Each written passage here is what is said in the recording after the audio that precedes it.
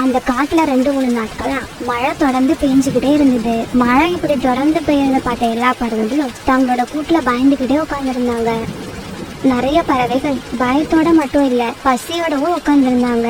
ஏன்னா மழை தொடர்ந்து பெஞ்ச காரணத்தால அவங்களால உணவு தேட வெளியில போக முடியல. அவங்க வீட்டுல சேமிச்சு வச்சிருந்த உணவும் தீர்ந்து போயிருந்தது. காலேஜி, இதுக்கு மேல என்னால தாங்க முடியாது, பசி வயித்த கிள்ளுது.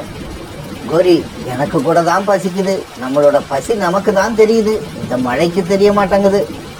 காலேஜி, நடக்கிறது நடக்கட்டும், வாங்க நாம உணவு தேட வெளியில போவோம். ஆமா, வீட்டுக்குள்ள இருந்தா பட்னி கிடந்தே செத்துருவோம். வெளியில போனாலாவது உணவு கிடைச்சி நாம உயிர் பிழைக்க சான்ஸ் இருக்கு. இப்படி பேசிக்கிட்டே காலுக்காகவும் கோரிக்காகவும் உணவு தேட வெளியே கிளம்பினாங்க. இப்படி போன காலுக்காகவும் கோரிக்காகவும் கிட்டத்தட்ட அந்த காட்டையே சுத்தி வந்துட்டாங்க. பாவம், அவங்களுக்கு எந்த உணவும் கிடைக்கல. காலேஜி, என்ன நம்ம நிலைமை இந்த அளவுக்கு மோசமாயிடுச்சு? கோரி, வயிறு இவ்வளவு பசியா இருக்கிறப்ப மழையில நனைஞ்சுக்கிட்டு இப்படி உட்கார்ந்து இருக்கிறது ரொம்ப கொடுமை. இதுக்கு பேசாம வீட்லயே இருந்திருக்கலாம். காலேஜி, நான் சொல்றத கேளுங்க, இங்க பக்கத்துலதான் புறா வீடு இருக்கு, வாங்க அங்க போய் ட்ரை பண்ணி பார்ப்போம். இப்படி போனவங்க புறா வீட்டு வாசல் கதவை தட்டினாங்க. என்னங்க, இந்த மழையில யாரு வந்து கதவு தட்டுறது? ராணி, இந்த மழையில இப்படி கதவு தட்டுற சத்தம் கேட்டுச்சுன்னா அது கண்டிப்பா காலுகோரியா தான் இருக்கும். இப்படி சொன்ன புறா கதவை திறந்து விட பிறகு காலுக்காகவும் கோரிக்காகவும் புறா வீட்டுக்குள்ள வந்தாங்க. புறா, நாங்க நேத்துல இருந்து எதுவுமே சாப்பிடல, வயிறு ரொம்ப பசிக்குது, சாப்பிட ஏதாவது இருந்தா கொடு. ராணி, உங்க வீட்டுல சாப்பிட ஏதாவது இருக்கா? பசியில எங்களுக்கு மயக்கமே வந்துடும் போல இருக்கு. கோரி, எங்க கிட்ட இருந்தா கண்டிப்பா உங்களுக்கு கொடுப்போம். ஆனா என்ன பண்றது, எங்களுக்கே சாப்பிட எதுவும் இல்ல. இந்த மழை காலத்துக்காக நாங்க சேமிச்சு வச்சிருந்த உணவையும் யாரோ வந்து திருடிட்டு போயிட்டாங்க. அப்படி திருடிட்டு போன அந்த பறவை நல்லாவே இருக்காது, நாசமா போயிடும். புறா வீட்டுல இருந்த தானியங்களை திருடிட்டு போனது காலுக்காகவும் கோரிக்காகவும் தான். அதனால ராணி புறா இப்படி சொன்ன உடனே எதுவும் பேசாம மௌனமா இருந்தாங்க. ராணி, திருடிட்டு போன பறவைகளுக்கு இப்படி எல்லாம் சாபம் கொடுக்கறது ரொம்ப தப்பு. ஆமா ஆமா, பாவம், அவங்க எவ்வளவு பசியில இருந்திருந்தா திருடியாவது சாப்பிடலான்னு நினைச்சிருந்திருப்பாங்க. அவங்க நிலைமையையும் நாம கொஞ்சம் யோசிச்சு பார்க்கணும். இங்க பாரு காலு, இப்போதைக்கு உணவு வேணும்னா சோனாகுருவி வீட்டுக்கு போறதை தவிர வேற வழி இல்ல. ஆமா, சோனாகுருவி வீட்டுல தானியங்கள் இருந்தா யார் போய் கேட்டாலும் கண்டிப்பா கொடுக்கும். யார் போய் கேட்டாலும் கொடுக்கும் தான். இருந்தாலும் போன வாரம் தான் நான் அதுகிட்ட கொஞ்சம் சண்டை போட்டுட்டேன். சோனா மத்தவங்க செஞ்ச தப்பை எல்லாம் மனசுலயே வச்சுட்டாங்க. அதையெல்லாம் அப்பவே மறந்துட்டு மறுபடியும் உங்களுக்கு உதவி பண்ணும். அப்புறம் ஏன் பசியோட வீட்டுல உட்காந்துருக்கணும்? வாங்க, நாம சோனாகுருவி வீட்டுக்கு போவோம். பிறகு எல்லாருமா சேர்ந்து சோனாகுருவி வீட்டுக்கு பறந்து போனாங்க. இவங்க எல்லாம் இப்படி போனப்ப சோனாகுருவி வீட்டு கதவு திறந்தே இருந்தது. அதனால எல்லாரும் வரிசையா உள்ள போயிட்டாங்க. சோனா, இந்த மழையில வாசல் கதவை ஏன் இப்படி திறந்தே வச்சிருக்க? புறாண்ணா, நீங்க எல்லாம் பறந்து வரத ஜன்னல் வழியா பார்த்தேன். உடனே வாசக்கதவு திறந்து வச்சுட்டேன். வாசக்கதவை திறந்து வச்சிருந்த மாதிரி கொஞ்சம் தானியங்களையும் எடுத்து வச்சிருந்தா எங்களுக்கு வசதியா இருந்திருக்கும். காலேஜி, ஏன் இவ்வளவு அவசரப்படுறீங்க? வீட்டுக்குள்ளதான் வந்துட்டோம்ல, எப்படி இருந்தாலும் இனி சாப்பிட்டுட்டு தான் போக போறோம். சோனா, நாங்க எல்லாருமே நேத்துல இருந்து எதுவும் சாப்பிடல, அதனால சாப்பிட ஏதாவது தானியங்கள் இருந்தா கொடு. யாரும் கவலைப்படாதீங்க, நான் மழைக்காலத்துக்காக ஏற்கனவே உணவு சேகரிச்சு தான் வச்சிருக்கேன். பிறகு சோனாகுருவி தானியங்கள் சேகரிச்சு வச்சிருந்த சாக்கு மூட்டையை திறந்தது. பிறகு சோனாகுருவி அந்த தானியங்களை கொஞ்சம் எடுத்து இவங்க 4 பேருக்கும் சாப்பிட கொடுத்தது. பசியில இருந்த இவங்க 4 பேரும் அந்த தானியங்களை சாப்பிட்டு முடிச்சாங்க. வீட்டா, நாங்கெல்லாம் மழை பெஞ்சு 2 நாள் கழிச்சுதான் சோனாகுருவி வீட்டுக்கு வரோம். நீ எப்படி மழை பெய்ய போகுதுன்னு செய்தி கேள்விப்பட்ட உடனே இங்க வந்துட்டியா? காலு, இப்படி எல்லாம் பேசாத. இன்னைக்கு காலையில தான் நான் வந்தேன். இவங்க எல்லாம் இப்படி வீட்டுக்குள்ள பேசிக்கிட்டு இருக்க வீட்டுக்கு வெளியில மழையோட வேகம் அதிகமாச்சு. அந்த சமயத்துல பெரிய கருப்பு மேகத்துக்கிட்ட சின்ன மேகம் இப்படி பேசிக்கிட்டு இருந்தது. தலைவா, நீங்க மழை பெய்ய ஆரம்பிச்சு ரொம்ப நேரம் ஆகுது, எப்பதான் நிறுத்த போறீங்க? தம்பி, இங்க பாரு, நான் வேணும்னு இப்படி செய்யல. என்னோட உடம்புல நிறைய தண்ணீர் ஊறிக்கிட்டே இருக்கு. என்னால இப்படி தண்ணீர் உருவாகிறத தடுக்க முடியல. இப்படியே போச்சுன்னா இன்னும் கொஞ்ச நேரத்துல நான் வெடிச்சிடுவேன். தலைவா, எப்படியாவது உங்களை நீங்களே கண்ட்ரோல் பண்ணிக்கங்க, இல்லன்னா இந்த காடே வெள்ளத்துல மூழ்கி போயிடும். இங்க பாருடா தம்பி, நான் என்ன எந்த அளவு கண்ட்ரோல் பண்ண முடியுமோ அந்த அளவு பண்ணி பார்த்துட்டேன். இதுக்கு மேல ஒன்றும் பண்ண முடியாது. வேணும்னா நீ ஒண்ணு பண்ணு. சீக்கிரமா காட்டுல உள்ள பறவைகள் கிட்ட போய் எங்கேயாவது உயரமான பாதுகாப்பான இடத்துக்கு போக சொல்லு. இப்பவே போறேன். இப்பவே போய் எல்லா பறவைகள் கிட்டயும் இந்த செய்தியை சொல்றேன். இப்படி சொன்ன அந்த சின்ன மேகம் உடனே வேகமா கீழே இறங்கி அந்த காட்டுக்கு போச்சு. ஆனா அந்த மேகம் அப்படி தரையிறங்கி பாக்குறப்ப அந்த காட்டுல எந்த பறவைகளுமே வெளியில இல்ல. இப்ப நாம என்ன பண்றது? இந்த சமயம் பார்த்து எந்த பறவையும் நம்ம கண்ணுல படல. பெரிய மேகம் வெடிச்சிருச்சுன்னா இந்த பறவைகளோட உயிருக்கே ஆபத்து உண்டாயிடும். இந்த காட்டுல அதுக்கப்புறம் பறவைகளே இருக்க மாட்டாங்க. இப்படி யோசிச்சு அந்த சின்ன மேகம் பிறகு வேகமா கத்த ஆரம்பிச்சது. பறவைகளே, நீங்கெல்லாம் எங்க இருக்கீங்க? சீக்கிரமா யாராவது இங்க வாங்க. இந்த காட்டுக்கு ஒரு பெரிய ஆபத்து வரப்போகுது. ரீட்டா, யாரோ கூப்பிடுற மாதிரி சத்தம் கேட்கல? இல்லையே, எனக்கு ஒண்ணும் கேட்கல. இல்ல ரீட்டா, யாரோ கூப்பிடுற சத்தம் எனக்கு நல்லா கேக்குது. அவங்க ஏதோ ஆபத்துல இருக்காங்கன்னு நினைக்கிறேன். அப்படியா? அப்படின்னா வாங்க, யாரு ஆபத்துல இருக்கான்னு போய் பார்ப்போம். ரீட்டா, நீங்க எல்லாம் இங்கேயே இருங்க. நான், சோனா, புறா, நாங்க 3 பேரும் போய் பார்த்துட்டு வரோம். பிறகு சோனா குருவி, காலுக்காவும் புறா இவங்க 3 பேரும் வெளியில பறந்து போனாங்க. மழை இப்ப முன்ன விட அதிகமா பெஞ்சது. காலுக்காவத்தாலையும் சோனா குருவியாலையும் பறக்க கூட முடியல. அதனால இவங்க 3 பேரும் ஒரு இடத்துல உட்கார அவங்கள பார்த்த அந்த சின்ன மேகம் வேகமா அவங்க கிட்ட வந்தது. ஆமா, இவ்வளவு நேரமா நீங்க எல்லாம் எங்க போயிருந்தீங்க? நான் எவ்வளவு நேரமா உங்களுக்கு குரல் கொடுக்கறது? மேகமே, கோவிச்சுக்காத. மழை அதிகமா பெஞ்சதால நாங்க எல்லாம் சோனா குருவி வீட்டுல தான் இருந்தோம். ஆமா, எதுக்காக எங்களை தேடினீங்க? இங்க பாருங்க, இப்ப மழை பெஞ்சுகிட்டு இருக்க பெரிய கருப்பு மேகத்து உள்ள தண்ணீரோட இருப்பு அதிகமாயிடுச்சு. அதனால அது எந்த நேரமும் வெடிச்சு செதறலாம். அப்படி வெடிச்சிடுச்சுன்னா இந்த காடே தண்ணீர்ல மூழ்கிடும். இந்த விஷயத்த சொல்லதான் நான் அவங்கள தேடிக்கிட்டு இருந்தேன். சீக்கிரமா எல்லாரும் பாதுகாப்பான இடத்துக்கு போய் சேர்ந்துருங்க. என்னது, மேகம் வெடிக்க போகுதா? ஏன் அப்படி நடக்குது? ஒவ்வொரு கருப்பு மேகத்திலையும் தண்ணீர் தானா சுரக்க ஆரம்பிக்கும். குறிப்பிட்ட நேரம் கழிச்சு அந்த தண்ணீர் சுரக்கிறது தானா நின்னுடும். எதிர்பாராத விதமா இந்த கருப்பு மேகத்துல தண்ணீர் சுரக்கிறது நிக்கவே இல்லை. அதனால அதுக்குள்ள நிறைய தண்ணீர் தேங்கிடுச்சு. இவ்வளவு நீரை அந்த மேகத்தால கட்டுப்படுத்த முடியாது. கட்டுப்படுத்த முடியலன்னா உடனே அந்த மேகம் வெடிச்சு செதறிடும். இதுல இருந்து நாங்க தப்பிக்கணும்னா மலை பக்கம் போயிடலாமா? அங்க போனா எங்களுக்கு ஒன்னும் ஆபத்து இல்லையே. ஆமா, அதுதான் சரி. நீங்க 3 பேரும் மத்த பறவைகளை கூப்பிட்டுக்கிட்டு மலை பக்கம் போயிடுங்க.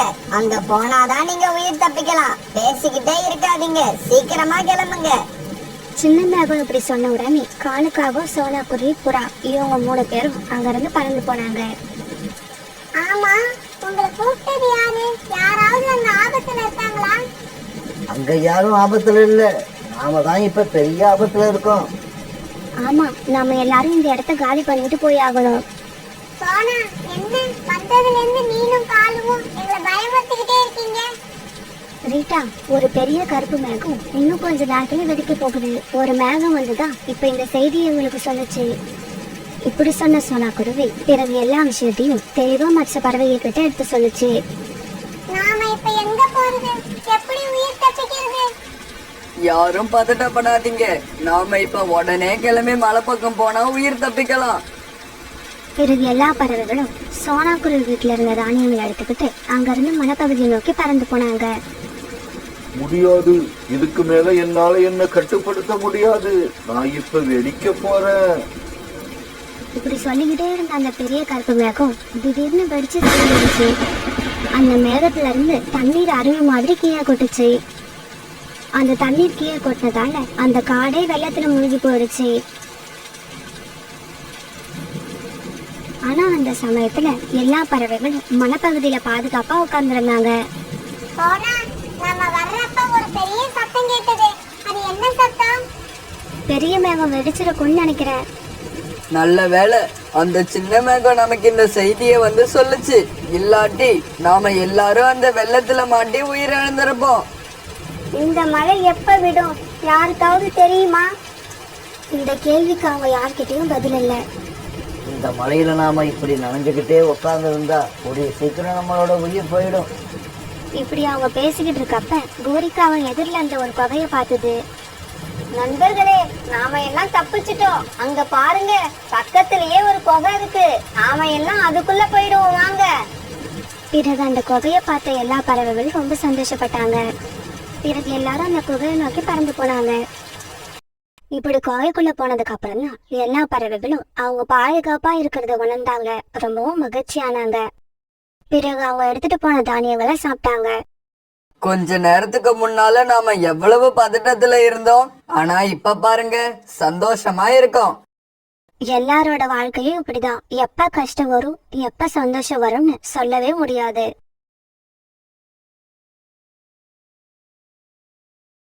சோனா குருவி தன்னோட 3 குழந்தைங்களோட ஒரு சின்ன வீட்டுல வாழ்ந்து வந்தது. இந்த 3 குழந்தைங்கள்ல பெரியவன் பேரு ஆகாஷ், அடுத்தவன் பேரு குக்கு, 3ஆவதா ஒரு பெண் குழந்தை, அவ பேரு பியூட்டி.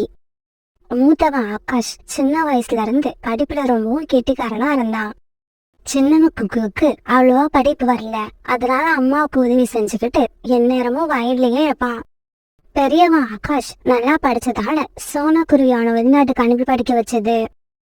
அம்மா, அண்ணன் இப்ப வெளிநாடு போயிருக்கான். படிச்சு முடிச்சு அண்ணனுக்கு வேலை கிடைச்ச உடனே நம்மளோட வாழ்க்கை ரொம்பவும் சந்தோஷமா மாறிடும்ல.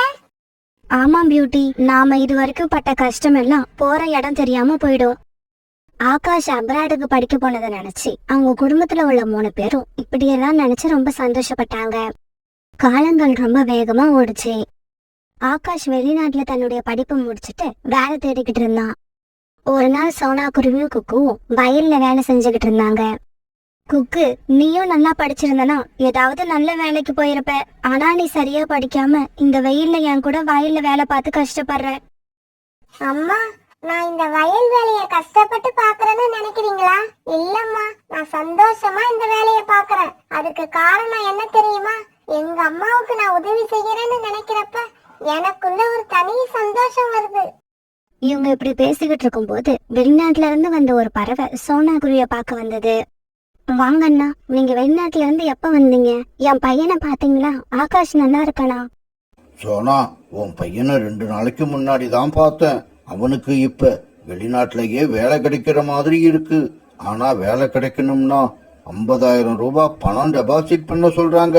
அந்த பணத்தை சீக்கிரமா ரெடி பண்ணி உன் பையனோட அக்கௌண்ட்டுக்கு அனுப்பி விடு.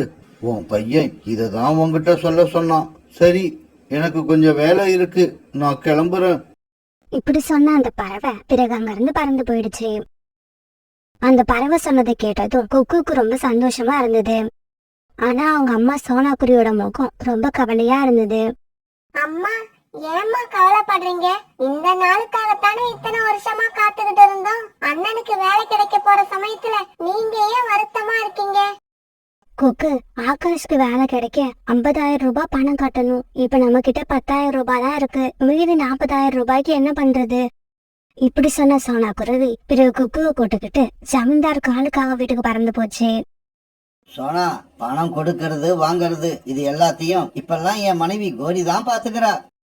இங்க பாரு சோனா, வேற யாரு வந்து பணம் கேட்டாலும் நான் இல்லன்னு தான் சொல்லுவேன். உன் பையனுக்கு நான் கொடுக்கற பணத்தால வேலை கிடைக்க போகுது. அதனால உனக்கு நீ கேட்ட பணத்தை கொடுக்கலாம்னு முடிவு பண்ணிட்டேன். ஆனா பாரு, வட்டி விஷயத்துல நான் ரொம்ப கரெக்டா இருப்பேன். கோரி அக்கா, உங்ககிட்ட வட்டி ரொம்ப அதிகமா இருக்கு. அதை கொஞ்சம் குறைச்சிக்கிட்டீங்கன்னா நல்லா இருக்கும். சோனா, உனக்கு நான் பணம் கடனா தரேன்னு சொன்னதே பெருசு. அதுக்காக வட்டியெல்லாம் குறைக்க முடியாது. இஷ்டம் இருந்தா பணத்தை வாங்கு, இல்லன்னா இப்பவே இடத்த காலி பண்ணு. அம்மா, நம்ம அண்ணனோட வேலைக்காக தானே பணம் கடன் வாங்குறோம். அண்ணனுக்கு சம்பளம் வந்த உடனே சீக்கிரமா இந்த கடனை அடைச்சிடலாம். நீங்க எதை பத்தியும் கவலைப்படாம இந்த பணத்தை வாங்குங்க. சோனா, பாத்தியா, குக்குவுக்கு தெரிஞ்சது கூட உனக்கு தெரிய மாட்டேங்குது. இப்ப உனக்கு என்ன பணம் வேணுமா வேண்டாமா? பிறகு வேற வழியில அதை சோனா குருவி காலுக்காகத்துக்கிட்ட இருந்து 40,000 ரூபாய் பணத்தை கடனா வாங்குச்சு. இப்படி வாங்கின பணத்தை ஆகாஷ்க்கு அனுப்பி விட்டது. இப்படியே சில நாட்கள் நகர்ந்துச்சு. ஆகாஷ் கிட்ட இருந்து பணம் வரும்னு சோனா குருவி குடும்பமே எதிர்பார்த்துக்கிட்டு இருந்தது. ஆனா ஆகாஷ் கிட்ட இருந்து எந்த செய்தியும் வரல. ஒரு நாள் காலுக்காகமா சோனா குருவி வீட்டுக்கு வந்தது. சோனா, உன் பையன் இன்னுமா சம்பளம் வாங்கல? நான் பணத்தை உங்ககிட்ட கொடுத்து 2 மாசம் ஆயிடுச்சு. இன்னும் உங்ககிட்ட இருந்து எந்த பதிலும் வரல. காளையா, நீங்க கவலைப்படாம வீட்டுக்கு போங்க. இந்த மாசம் எப்படியும் என் பையன் கிட்ட இருந்து சம்பளம் வந்துடும்னு எதிர்பார்க்கறேன். அப்படி வந்துச்சுன்னா நானே உங்க வீட்டுக்கு கொண்டு வந்து கொடுத்துட்றேன். சோனாக்குருவி இப்படி சொன்ன உடனே காலுக்காவும் அங்கிருந்து பறந்து போயிடுச்சு. ஒரு நாள் வயல்ல வேலை பார்த்துட்டு சாயங்காலமா வீட்டுக்கு போன சோனாக்குருவிக்கு ரொம்பவும் ஆச்சரியமா இருந்தது. ஏன்னா சோனாக்குருவியோட மூத்த பையன் ஆகாஷ் வெளிநாட்டுல இருந்து வீட்டுக்கு வந்திருந்தான். ஆகாஷ், என்னடா இது, ஒரு லெட்டர் கூட போடாம திடீர்னு இப்படி வந்து நிக்கிற? உன்னை ரொம்ப நாள் கழிச்சு பாக்குறப்ப அம்மாவுக்கு எவ்வளவு சந்தோஷமா இருக்கு தெரியுமா? ஆனா ஆகாஷ் சோனாக்குருவியோட எந்த பேச்சுக்கும் எந்த பதிலும் சொல்லாம மௌனமா நின்னுட்டு இருந்தான். ஆகாஷ், என்னடா இது, அம்மா பாட்டுக்கு பேசிக்கிட்டே இருக்க, நீ எதுவும் பேசாம ஏன் மௌனமா நிக்கிற? அம்மா, நான் உங்ககிட்ட ஒரு விஷயம் சொல்லிட்டு போலான்னு தான் வந்தேன். எனக்கு இப்போ கல்யாணம் ஆயிடுச்சு. என் கூட வேலை பார்க்குற ஒரு பொண்ணை நான் கல்யாணம் பண்ணிக்கிட்டேன். ஆகாஷ் இப்படி சொன்னதை கேட்ட சோனாக்குருவிக்கு ஏமாற்றமா தான் இருந்தது. இருந்தாலும் அதை வெளியில காட்டிக்கல. பரவாயில்ல ஆகாஷ், உன் மனசுக்கு பிடிச்ச பொண்ணை தானே கல்யாணம் பண்ணிக்கிட்ட, அதனால ஒண்ணும் தப்பு இல்ல. அப்புறம் ஏன்டா அந்த பொண்ணை வீட்டுக்கு அழைச்சிட்டு வரல, நீ மட்டும் வந்திருக்க? அம்மா, அவ சிட்டில பிறந்து சிட்டிலேயே வளர்ந்தவ. அதனால அவ இந்த காட்டை பார்க்கவே விருப்பப்படல. அதுவும் இல்லாம இதுக்கப்புறம் நானும் இங்க வரமாட்டேன். ஆகாஷ், உனக்கு கல்யாணம் ஆன செய்திய சொல்லதான் இங்க நீ வந்தியா? அதுக்கு நீ இப்ப வராமலேயே இருந்திருக்கலாம். அப்படி இல்லம்மா, நான் இப்ப இங்க வந்ததுக்கும் ஒரு காரணம் இருக்கு. நமக்கு சொந்தமா இருக்கிற வயல்ல பாதி வயல் எனக்கு தானே வரணும். அந்த வயலை வித்து பணத்தை எடுத்துக்கிட்டு போகலாம்னு தான் வந்தேன். ஆகாஷ், உனக்கு வேலை கிடைக்கிறதுக்காக இங்க கால் ஜமீன் ஐயா கிட்ட 40,000 ரூபாய் கடன் வாங்கி அனுப்பி இருக்காங்க. அந்த பணத்தையாவது கொடுத்துட்டு போ. என்னடா குக்கு இப்படி பேசுற? நான் இருக்கிறது என்ன இந்த மாதிரி காடுன்னு நினைச்சியா? அது சிட்டிடா. அங்க விலைவாசி எல்லாம் ரொம்ப அதிகம். அதனால இப்ப என்னால எந்த பணமும் கொடுக்க முடியாது. இப்படி சொன்ன ஆகாஷ் சோனாக்குருவிக்கு சொந்தமா இருந்த வயல்ல பாதி வயலை வித்துட்டு அந்த பணத்தை எடுத்துக்கிட்டு நகரத்தை நோக்கி பார்க்க ஆரம்பிச்சான். சோனாக்குருவியா நடந்ததையெல்லாம் தாங்கவே முடியல. தன்னோட கூட்டுல படுத்துக்கிட்டு அழுதுகிட்டே இருந்தது. அம்மா, கவலைப்படாதீங்க அம்மா, நான் இருக்கேன். வயல்ல இரவு பகலா கஷ்டப்பட்டு வேலை பார்த்தேன்னா இந்த கடனை எல்லாம் ஒரே வருஷத்துல அடைச்சிடலாம். சோனாக்குருவியோட பையன் ஆகாஷ் ஊருக்கு வந்துட்டு போன விஷயத்த கேள்விப்பட்ட ஜமீன்தாரோட மனைவி கோரிக்காகவும் சோனாக்குருவியோட வீட்டுக்கு வந்துருச்சு. இங்க பாரு சோனா, உன்னையும் குக்குவையும் நம்பி பணம் கொடுக்கல. மூத்த பையன் ஆகாஷ் வெளிநாட்டுல வேலை பாக்குறான். எப்படி இருந்தாலும் பணத்தை திருப்பி கொடுத்துருவான்னு நினைச்சேன். ஆனா உங்களுக்கும் அவனுக்கும் இதுக்கப்புறம் சம்பந்தம் இல்லைன்னு எனக்கு இப்பதான் தெரிஞ்சது. மரியாதையா நான் கொடுத்த பணத்தை சரியா 2 மாசத்துக்குள்ள திருப்பி கொடுத்துடு. இல்லன்னா இந்த வீட்டை காலி பண்ணிடு. இந்த வீட்டை வித்து எனக்கு வர வேண்டிய பணத்தை நான் எடுத்துப்பேன். இப்படி சொல்லிட்டு கோரிக்காக அங்க இருந்து பறந்து போயிடுச்சு. ஒரு நாள் சோனாக்குருவிக்கு உடல்நிலை சரியில்லாததால குக்கு மட்டும் வயல்ல போய் வேலை பார்த்துட்டு இருந்தான். அந்த சமயத்துல குக்கு தன்னுடைய அம்மா நிலைமையை நினைச்சு கண்ணீர் விட்டு அழுதான். ஆகாஷ், உன்னை நம்ம அம்மா எவ்வளவு கஷ்டப்பட்டு படிக்க வச்சாங்க. கடன் வாங்கி பணத்தை கொடுத்து உனக்கு வேலையும் வாங்கி கொடுத்தாங்க. ஆனா நீ கொஞ்சம் கூட நன்றியும் இல்லாம அம்மாவை ஏமாத்திட்டு போயிட்ட. நான் கஷ்டப்பட்டு உழைச்சி என்னைக்காவது ஒரு நாள் எங்க அம்மாவை சந்தோஷமா வச்சிருப்பான்னு எனக்கு நம்பிக்கை இருக்கு. ஆனா நீ அம்மாவுக்கு பண்ண துரோகத்துக்கு என்னைக்காவது ஒரு நாள் பதில் சொல்லிதான் ஆகணும். இப்படி தனக்கு தானே பேசிக்கிட்டு குக்கு துக்கம் தாங்காம அழ ஆரம்பிச்சான். குக்கு இப்படி அழுதுட்டு இருக்கத பார்த்த பக்கத்துல இருந்த கத்திரிக்காய் செடி இப்படி பேச ஆரம்பிச்சது. தம்பி, நீ பேசுனது எல்லாத்தையும் நான் கேட்டுக்கிட்டுதான் இருந்தேன். கவலைப்படாத, உனக்கு நான் உதவி பண்றேன். என்னோட செடியில இருந்து ஒரே ஒரு கத்திரிக்காய பறிச்சு மார்க்கெட்டுக்கு எடுத்துக்கிட்டு போ. அதை வித்து பணமாக்கு. தினமும் நீ அப்படி செஞ்சினா உனக்கு நிறைய பணம் கிடைக்கும். உன்னோட கஷ்டம் எல்லாம் தீர்ந்துடும். அந்த செடி இப்படி பேசுனதை கேட்ட குக்குக்கு சிரிப்பு வந்தது. கத்திரிக்காய் செடியே, நீ சொல்றதை என்னால நம்ப முடியல. தினமும் ஒரு கத்திரிக்காயை பறிச்சு கொண்டு போய் மார்க்கெட்ல வித்தா எனக்கு என்ன பணம் கிடைக்க போகுது? அதை வச்சு நான் எப்படி என்னுடைய கடனை எல்லாம் அடைக்க முடியும்? இங்க பாரு தம்பி, நான் சொன்னதை செய். உன்னோட கடன் தீருதா இல்லையான்னு அப்புறமா பாரு. இன்னும் ஒரு விஷயம், என்னோட கத்திரிக்காயை உன்னால கையில தூக்கிக்கிட்டு போக முடியாது. ஒரு வண்டியில ஏத்திக்கிட்டு போ. என்னது, ஒரு கத்திரிக்காயை எடுத்துக்கிட்டு போறதுக்கு வண்டியா? இங்க பாரு தம்பி, நான் சொன்னதை செய். அப்பதான் நீ உன்னோட கடனை எல்லாம் அடைக்கலாம். பிறகு குக்கு அந்த கத்திரிக்காய் செடி சொன்ன மாதிரியே ஒரு வண்டி எடுத்துட்டு வந்து அதுல ஒரு கத்திரிக்காய பறிச்சு வச்சு தந்துகிட்டு போக ஆரம்பிச்சது. என்ன ஆச்சரியம், குக்கு அந்த வண்டியை தள்ளிக்கிட்டு மார்க்கெட்டுக்கு போய் சேரும் போது அந்த கத்திரிக்காய் ரொம்ப ரொம்ப பெரிய கத்திரிக்காயா மாறி இருந்தது. மார்க்கெட்ல உள்ளவங்க எல்லாருமே அந்த கத்திரிக்காய ரொம்பவும் ஆச்சரியமா பார்த்தாங்க. பிறகு அந்த ஆச்சரியமான கத்திரிக்காய வாங்க எல்லாரும் போட்டி போட அந்த கத்திரிக்காய் ரொம்பவும் அதிகமான விலைக்கு விற்பனை ஆச்சு. குக்கு இதை எதிர்பார்க்கவே இல்லை, ரொம்பவும் சந்தோஷப்பட்டான். பிறகு மறுபடியும் அந்த கத்திரிக்காய் செடிக்கிட்ட வந்து அந்த கத்திரிக்காய் செடிக்கு தன்னோட மனசார நன்றி சொன்னான். பிறகு கொஞ்ச நாள் இப்படி கத்திரிக்காய பறிச்சு கொண்டு போய் மார்க்கெட்ல வியாபாரம் பண்ணிக்கிட்டு இருந்த குக்குவோட குடும்பம் இப்ப ரொம்பவும் நல்ல நிலைமைக்கு வந்துடுச்சு. காலுக்காரங்க கிட்ட வாங்கின கடனை எல்லாம் ரொம்பவும் ஈஸியா திருப்பி கொடுத்துட்டாங்க. இப்ப அவங்களுக்கு சொந்தமா பெரிய வீடு, நிறைய வயல்கள் இப்படி எல்லாமே இருந்தது. சோனா குருவியோட குடும்பம் அந்த காட்டிலேயே பணக்கார குடும்பமும் மாறிடுச்சு. பிறகு குக்கு தன்னோட தங்கச்சி பியூட்டிக்கு ஒரு நல்ல இடத்துல மாப்பிள்ள பார்த்து கல்யாணம் பண்ணி வச்சான். ஆரம்பத்துல எவ்வளவு கஷ்டப்பட்டாங்களோ அதை தாண்டி 1000 மடங்கு இப்ப சோனா குருவி குடும்பத்துல உள்ள எல்லாரும் சந்தோஷமா இருந்தாங்க.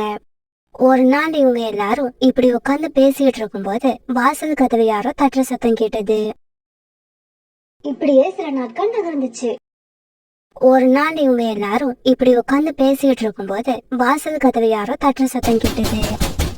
அம்மா, நீங்க வெளியில வந்து பாருங்க, ஆகாஷும் அண்ணியும் வந்திருக்காங்க. தன்னோட வீட்டு வாசல்ல ஆகாஷ பார்த்த சோனா குருவிக்கு ரொம்பவும் கோபமா வந்தது. ஆகாஷ், எந்த முகத்தை வச்சுக்கிட்டு இப்ப எங்க வீட்டுக்கு வந்திருக்க? உன்னையும் உன்னோட மனைவியையும் நாங்க பார்க்க விரும்பல, தயவு செய்து திரும்பி போயிடு. அம்மா, எங்களை மன்னிச்சிடுங்க. நாங்க செஞ்ச ஒரு பெரிய தப்பால எங்க 2 பேருக்கும் வேலை போயிடுச்சு. எங்களுக்கு இப்ப அங்க யாருமே வேலை கொடுக்கல, எங்க போறதுன்னே தெரியல. உங்களை விட்டா எங்களுக்கு வேற யாரும் இல்ல. தயவு செய்து எங்களை மன்னிச்சு உங்க கூட சேர்த்துக்கோங்க. இங்க பாரு ஆகாஷ், நீ செஞ்ச துரோகத்தை நான் எப்பவுமே மறக்க முடியாது. நீ எங்களை ஏமாத்தி விட்டுட்டு போன உடனே நான் தற்கொலை பண்ணிக்கிட்டு சாகலாம்னு இருந்தேன். ஆனா குக்கு கொடுத்த தைரியத்தால் தான் இப்ப நான் உயிரோட இருக்கேன். நீ எங்க வேணாலும் போ, எப்படி வேணாலும் இரு, நான் உன்னை மன்னிப்பேன்னு மட்டும் கனவு கூட காணாத. சோனா குருவி இப்படி சொல்லியும் ஆகாஷும் ஆகாஷோட மனைவியும் அந்த இடத்தை விட்டு போகல, கண்ணீர் விட்டு அழுதுகிட்டே நின்னாங்க. அம்மா, நீங்க அனுமதிச்சீங்கன்னா இந்த சமயத்துல நான் ஒண்ணு சொல்லணும்னு ஆசைப்படுறேன். சொல்லுடா குக்கு, உன்னோட விருப்பம் என்னவோ அதை சொல்லு.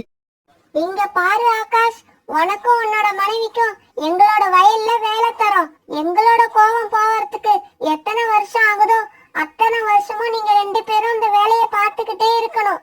வயல்லையே ஒரு சின்னதா உடைஞ்சி போன வீடு இருக்கு, நீங்க அங்கதான் தங்கணும். இதையெல்லாம் செஞ்சுக்கிட்டு அம்மாவோட மனசு எப்ப மாறுதுன்னு எதிர்பார்த்துக்கிட்டே இருங்க. இது ஆகாஷும் ஆகாஷோட மனைவியும் சந்தோஷமா ஏத்துக்கிட்டாங்க. அவங்க செஞ்ச பாவத்தை போக்குறதுக்காக கணவனும் மனைவியும் இப்ப வயல்ல வேலை பார்க்க ஆரம்பிச்சாங்க.